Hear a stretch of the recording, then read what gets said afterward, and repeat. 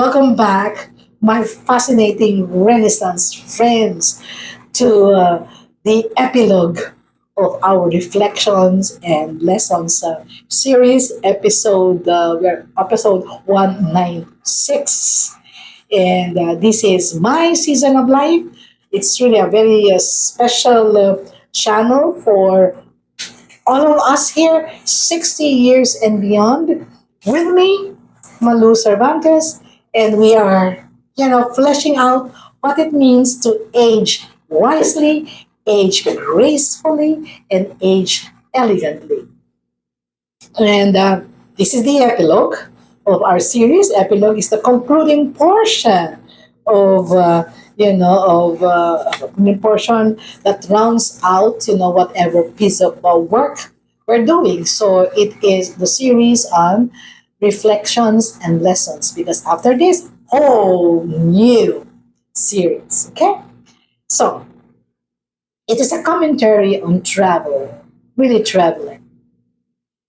And I realized that travel or the experience of traveling, can mean many things and different things for different people in different seasons of life. Okay? So let me try to make sense of that. Okay? When you ask young people now, you're talking about what? The Gen Y, the Gen Z generation? They would always travel. They're the most traveled, I think, generation because my generation travel was not as affordable as it is now. Now you can have, very inexpensive seats if you know how to search, in the internet, and you can just pack your bags and maybe go to Bali, go to France, and go to this, and these young people know how to do that. How to do that. And if you ask them, like, okay, can you share with me, your experiences in travel? Okay, and they will say, oh, we went to Japan and we ate here and we saw this. Oh, it's very exciting. Okay, we went to Paris and this and that.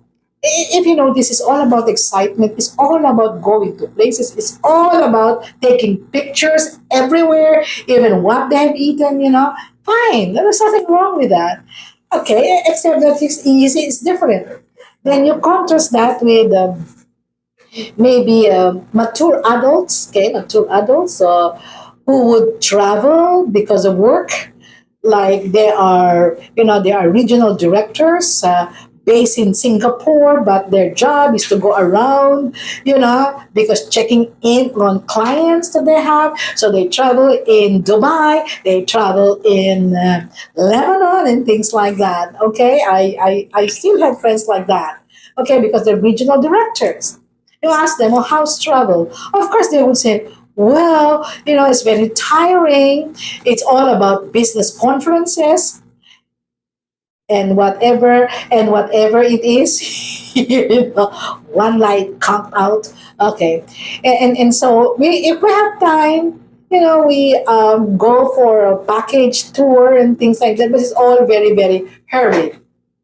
Okay, it's all very hurried. Okay. Now, sometimes we bring the family out, like, okay, so how is it?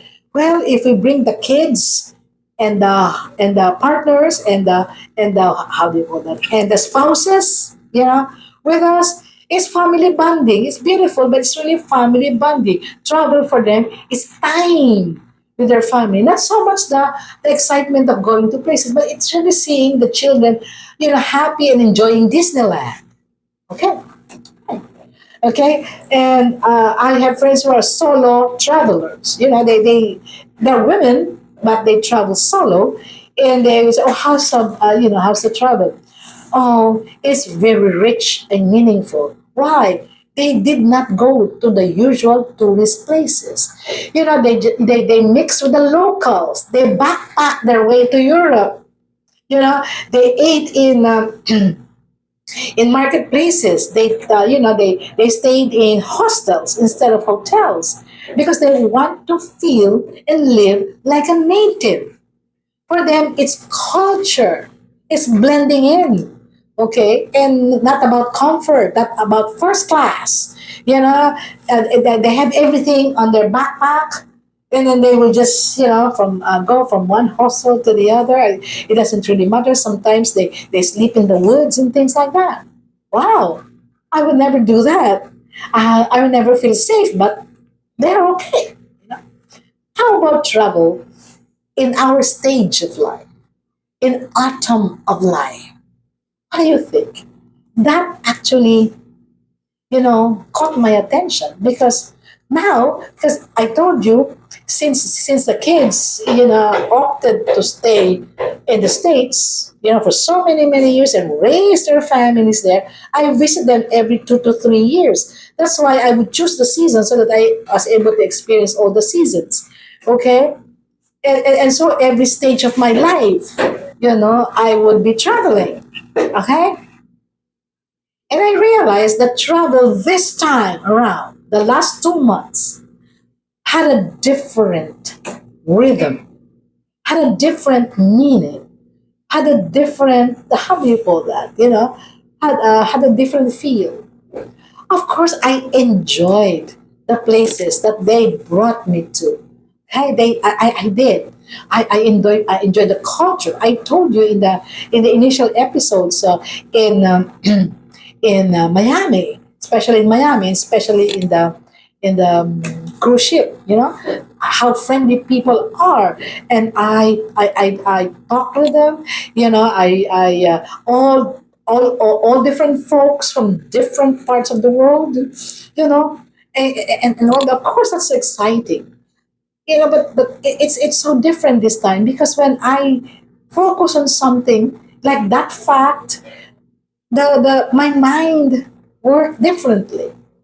I begin to see things like why is it like I would always say why is it like this? Why is it like that? And I would remember parts of my life. Some sad, some wonderful.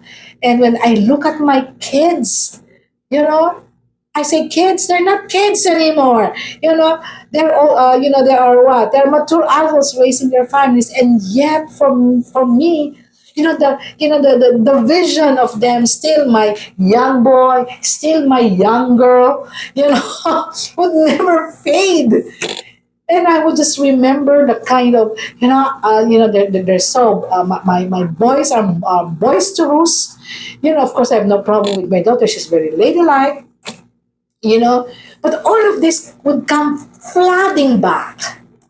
And I realized travel for me now has morphed, has evolved into a totally different experience. The bottom line is it's gratitude. The feeling and the feeling and what the result of it is gratitude for three things. Gratitude that I'm able to reach this age. Gratitude to the Almighty because He has kept me strong and safe and then has given me this opportunity to see the world at my age, okay, and still enjoy it. And the third there is, still gratitude that I can still believe in the impossible. I never thought I would be going to the States every 2 years because for me, if the expenses, involved, okay, the effort of packing and unpacking and traveling, and carrying your luggage from one state to the other, experiencing experiencing the sea, okay, and then experiencing bitter cold, and then everything and anything in between, you know I can still do that. I never thought I could do it. It's a dream come true for me.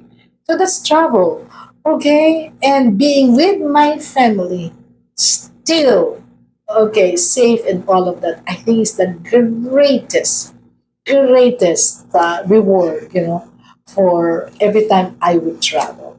Okay? So different perspective. different strokes for different folks, maybe same strokes. Okay, for the same folks in different timeline. Yeah, that's what travel does. And I'm grateful for the opportunity, for the time, and for the health and the safety, okay, of the travel. So we are back in our home with you, and the next series will be wonderful.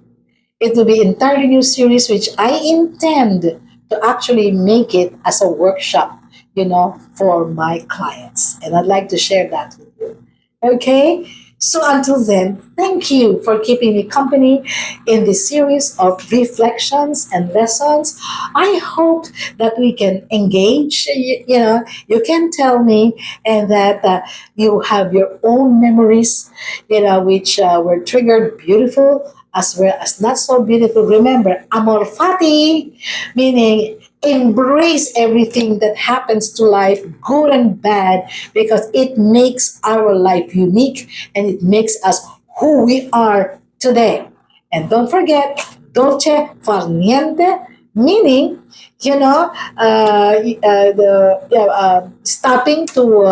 stopping to smell the roses and enjoying your blessings.